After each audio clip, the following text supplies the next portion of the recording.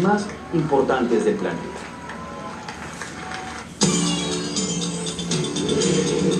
¿Qué tanto influyen las redes para reforzar estereotipos?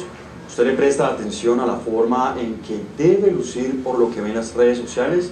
Hoy precisamente queremos abordar este tema y por eso nos conectamos a esta hora con Augusto Pérez. Él es psicólogo con doctorado en psicología clínica en la Universidad de Lovaina, Bélgica, y director de la corporación Nuevos Rumbos. Augusto, bienvenido a Noticias Caracol ahora. José Miguel, mucho gusto, encantado de estar con ustedes. Augusto, ¿qué tanto nos dicen las redes qué tanto nos dicen las redes sociales de cómo debemos lucir actualmente? ¿Se han vuelto influyentes? Tremendamente influyentes, sobre todo para las personas más jóvenes. Para personas como yo, realmente el impacto que tiene eso a causa de nuestra edad y que nos venimos de un mundo muy distinto, el efecto es mínimo, pero para las personas jóvenes puede ser enorme y puede realmente llevarlos a tomar conductas y actitudes no necesariamente de las más positivas, porque la presión que sienten a través de estos medios electrónicos es gigantesca, debido precisamente a que ellos son muy conscientes de que pueden estar llegando a miles de personas, a enormes cantidades de personas en diferentes sitios, y por consiguiente pues eso los hace sentir muchas veces como si estuvieran permanentemente debajo de un reflector. Eso tiene muchas consecuencias en muchos sentidos, porque esto también ha tenido como consecuencia una pérdida casi que completa del sentido de la intimidad. El deseo de mostrarse, el deseo de exhibirse muchas veces lleva a que se inviertan muchos recursos personales y económicos simplemente en cosas relacionadas con la apariencia. Augusto, hablemos de las tendencias que uno ve en las redes sociales. La gente siempre muestra su dinero, su éxito, de cómo se ve, cómo luce. Así se está haciendo valorar actualmente pues varias personas por medio de estos avances tecnológicos. Sí, José Miguel, el problema aquí es que es una red de una tremenda complejidad, porque aparecen muchos modelos. Esos modelos los conocemos con el nombre de influenciadores, algunos que lo son de una manera muy deliberada y otros que no lo son tan decididamente, sino que algo de su espontaneidad sale a relucir ahí. Ese tipo de comportamiento es altamente valorado por los que están mirando, que inmediatamente tratan de evitarlos. Pero lo más desafortunado de todo esto es que lo que se valora siempre es lo más superficial, lo más banal, lo más material, simplemente la riqueza, la buena apariencia. Así uno tenga el cerebro con dos microinformaciones y no sea capaz de responder las preguntas más elementales del mundo. Cree que si tiene una buena apariencia van a estar pendientes de él o de ella, porque esto afecta tanto a hombres como a mujeres y los pone en una situación de peligro, en la medida en que cuando no reciben las respuestas que ellos esperan, sea el pulgar hacia arriba o los aplausos o el comentario lleno de flores probablemente inmerecidas, estas personas empiezan a perder seguridad en sí mismas, lo cual significa que su seguridad es tremendamente frágil. Doctor, precisamente hablemos y aprovechemos esto que usted toca, el tema de la salud mental. Y usted hace referencia a algo muy importante, y es que ahorita la gente, si no le dieron like, un me gusta o un comentario a mi foto, quiere decir que estoy feo, no gustó, y eso empieza a bajar el autoestima, el egocentrismo, y eso empieza a tener una afectación en la salud mental de las personas. Es que la cosa viene desde antes, José Miguel. Cuando la salud mental de uno depende de las opiniones de unos desconocidos, cuando el equilibrio personal está asociado al hecho de que lo único que importa es mi apariencia, quiere decir que nos han estado lanzando mensajes desde hace mucho tiempo en esa dirección, que los hemos incorporado dentro de nuestro sistema, y eso nos convierte en personas susceptibles a vivir de una manera muy inestable. Entonces yo sí creo que la salud mental, que no es un estado de equilibrio perfecto, ni muchísimo menos, como dice la OMS, esa es una de las peores definiciones que hay, porque si fuera cierta, nadie tendría salud mental. La salud mental es algo que cambia constantemente, como cambia el estado de ánimo de una persona a lo largo de un año, un mes o un día. Todo el tiempo estamos cambiando, igual la salud mental, pero todo eso se mueve dentro de unos parámetros que significa una cierta estabilidad. Cuando uno vive dependiendo completamente de la opinión de los otros, cuando el motor lo tiene completamente fuera de borda, pues evidentemente la seguridad no se encuentra dentro de uno mismo, sino que se encuentra en otra parte. Y se vuelve sensible a todo lo que los demás puedan decir o puedan hacer, y un día puede estar en el cielo y el día siguiente en el infierno, y la persona no sabe ni siquiera muy bien por qué.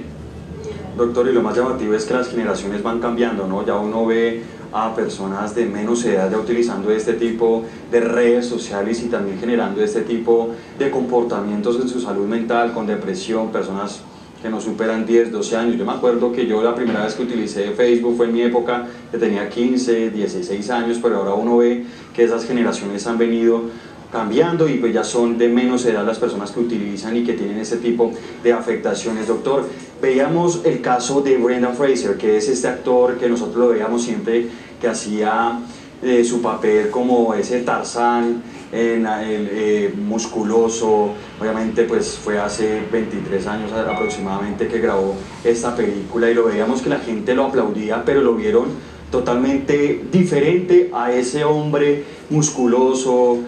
En esa época hubo matoneo, linchamientos por redes sociales. ¿Por qué también pasa esto con famosos y se vuelve tan mediático, un tema tan trascendental e importante para la salud mental de las personas? Porque, José Miguel, desafortunadamente lo que hemos hecho con toda esta estrategia, estos sistemas, es vivir más o menos desnudos debajo de un reflector, y cuando uno pide aplausos igual le tiran tomates y huevos podridos. Entonces la idea es que las redes sociales pueden ser una cosa maravillosa que aporta muchos elementos positivos, pero que también constituyen un gran riesgo. Es por ese motivo que todos los directores de las grandes empresas que manejan estas cosas no permiten que sus hijos menores de 14 años tengan teléfonos móviles ni ninguna de esas cosas, porque ellos son totalmente conscientes de los peligros. Entonces es esta exposición tan terrible ante los medios lo que pone en peligro a las personas, porque se vuelven dependientes completamente de lo que otros puedan decir de ellos, y evidentemente pues la mayor parte del tiempo uno no está en posibilidad de estar complaciendo a los demás, pero si estuviera en capacidad de complacer a los demás, realmente uno desaparecería como ser humano, se desintegraría simplemente porque no tiene ninguna coherencia. Estar complaciendo a todo el mundo significa estar desintegrado, y desafortunadamente tengo que decir que eso es de alguna manera lo que se promueve entre muchos jóvenes cuando se les permite. Es porque aquí volvemos a lo de siempre. Es como el problema del alcohol. El problema del alcohol en los menores de edad es un problema creado por los adultos, que les dan, que les permiten, que les consienten, que los ignoran o que les festejan lo que están haciendo. Igual pasa acá. Los papás, para no pelear con los muchachitos, les dejan hacer lo que quieran sin ningún control, y eso es un acto de irresponsabilidad muy grande, porque estas personas definitivamente no tienen ni la capacidad, ni la serenidad, ni la madurez para poder manejar ese tipo de situaciones. Doctor, ya me acuerdo del nombre de la película, era George de la Selva. Se me ha ido un poquito ahí el nombre. George de la Selva, en la película donde fue protagonista, y pues se acuerda usted que era musculoso así como Tarzán, y obviamente pues la edad y el peso pues han cambiado constantemente. Precisamente quiero tocar esos estereotipos. ¿Cuáles son los más comunes actualmente? ¿La gente por qué está juzgando? Los estereotipos son estereotipos que son muy estadounidenses, desafortunadamente, y que están muy relacionados con imágenes como las de Barbie. Totalmente, la palabra mejor que se puede utilizar en estos casos es estereotipo, algo rígido, acartonado, que no cambia, y resulta que todos cambiamos con la edad. Entonces, la primera cosa es ser bello, la segunda cosa es ser joven, la tercera es tener un cuerpo escultural que obviamente arreglan muchas personas con Photoshop en sus redes sociales y que los lleva muchas veces a no estar dispuestos a ver, a presentarse como realmente son, porque los van a ver como realmente son y entonces eso les da temor. Esos estereotipos también se reflejan en otras cosas y es en la ignorancia. La gente aplaude la ignorancia en esos estereotipos. Uno no tiene por qué saber nada. ¿Sí? ¿Para qué saber algo si puedo preguntarle a Google? Y le pregunto a Google, me contesta la pregunta y a los 30 segundos he olvidado qué fue lo que me dijo porque no tiene ninguna importancia. Entonces, son por primera vez en la historia, José Miguel, se está comprobando que los niños actuales tienen cocientes intelectuales inferiores a los de sus padres. Y esto es un fenómeno mundial.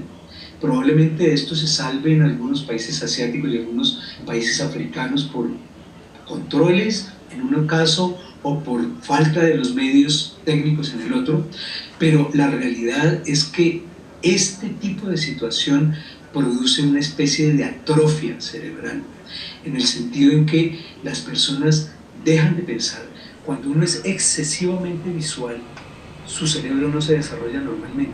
El cerebro necesita diferentes tipos de estímulos, entre los cuales están los auditivos, los visuales, de imágenes, pero también en el caso de la sociedad contemporánea de lo escrito, que lo escrito despierta una gran cantidad de posibilidades de reflexión, de pensar, de analizar, y es lo que uno observa en muchos de los niños de hoy que están pegados a las tablets y a los teléfonos celulares, y es que su capacidad de análisis es muy limitada y su capacidad de aprendizaje también desafortunadamente lo es.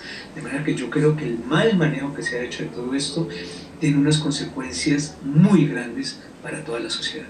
Doctor, finalmente, para no caer en este tipo de prácticas, denos consejos para que la gente pues no le pare bolas o ponga atención a este tipo de comentarios que puedan generar algún tipo de afectación mental, para que la gente tampoco juzgue y haga este tipo de señalamientos. Pero usted toca un punto muy importante para que también nuestros niños mejoren su coeficiente intelectual. ¿Qué consejo nos puede dar? Podría sugerir varias pequeñas cosas. La primera es que el papel de los padres es ser padres y el papel de los padres es poner límites.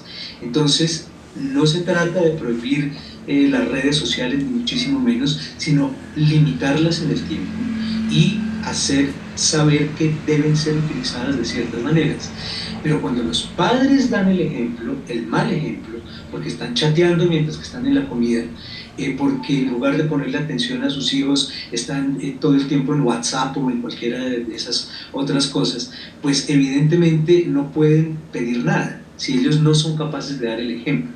Una buena manera, un buen ejercicio puede ser tardes sin teléfono celular, la tarde del sábado, con un adolescente obviamente pues eso no es posible porque eso más o menos los induciría a empezar a considerar volarse de la casa o cosas por el estilo, porque que lo priven del celular un sábado por la tarde pues no se puede, pero sí se pueden poner límites, sí se pueden poner tiempos, sí se pueden poner condiciones para que las redes se utilicen de una manera adecuada y para que no se abuse, y los padres tienen que enterarse de cuáles son los peligros a los cuales están expuestos sus hijos si no les ponen unos controles que son de hecho técnicamente muy fáciles. Mi propia hija, que tiene hijos adolescentes, sabe perfectamente cuando ellos están entrando a internet o cuando están en su propio teléfono, ella lo ve.